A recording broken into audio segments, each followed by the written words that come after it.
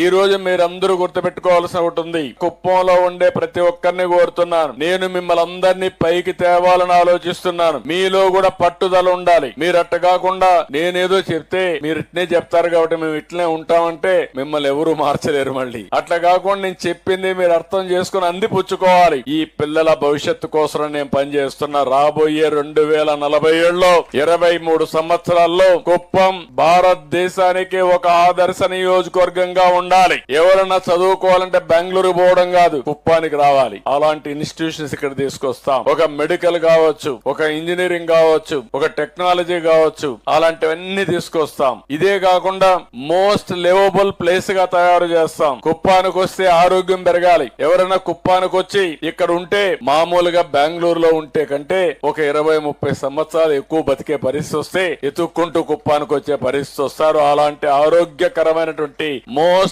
Liveable place గా తయారు చేస్తాం. ఇవన్నీ తయారు చేయాలంటే మీ అందరి సహకారం కూడా అవసరం. నేను అందుకని ఇవన్నీ కూడా కుప్పాన్ని ఒక టూరిజం హబ్ గా తయారు చేస్తాం. బెంగళూరు నుంచి శని ఆదివారాలు అయితే నేరుగా ఇక్కడికి వస్తారు. మన ఆడపిల్లలకు కూడా ఏదైతే కూచిపూడి డాన్సులు ఇవన్నీ బాగా నేర్చుకుని ఇప్పుడు అడుగుతున్నారు, మాకు ఒక మంచి స్టేడియం ఉండాలి, ఓపెన్ ఎయిర్ స్టేడియం ఉండాలి, మా పర్ఫార్మెన్స్ బాగుండాలి అని కోరుకుంటున్నారు. మొట్టమొదటిసారిగా పిల్లలను చూస్తున్నా ఒక 40 మంది స్టూడెంట్స్ కూచిపూడి డాన్స్ నేర్చుకునే పరిస్థితికి వచ్చారు. మన సాంప్రదాయాన్ని కాపాడుతున్నారు. ఒక దగ్గరనే 40 మంది ఉన్నారు, మొత్తం 500 మంది ఉన్నారు. నేను అందుకని విజయవాడ ఎయిర్పోర్ట్ లో కూడా కూచిపూడి డాన్స్ రిఫ్లెక్ట్ అయ్యే విధంగా ఎయిర్పోర్ట్ కడుతున్నాను. అంటే మన సంస్కృతి సాంప్రదాయం కూచిపూడి, మన వారసత్వం కూచిపూడి. అందుకే దీనికి కూడా ఎయిర్పోర్ట్ కూడా ఆ కూచిపూడి రిజెంబ్లెన్స్ పెట్టి ఒక ఎయిర్పోర్ట్ కూడా కడుతున్నాం. కాబట్టి మన వారసత్వం, కాబట్టి ఆ వారసత్వాన్ని ముందుకు తీసుకుపోయే ఈ పిల్లల్ని మనస్ఫూర్తిగా అభినందిస్తూ గట్టిగా చప్పట్లు కొట్టి ఆ పిల్లలందరినీ అభినందించాలి. దీని వల్ల 2 లాభాలున్నాయి. మన వారసత్వాన్ని మనం కాపాడుకుంటాం.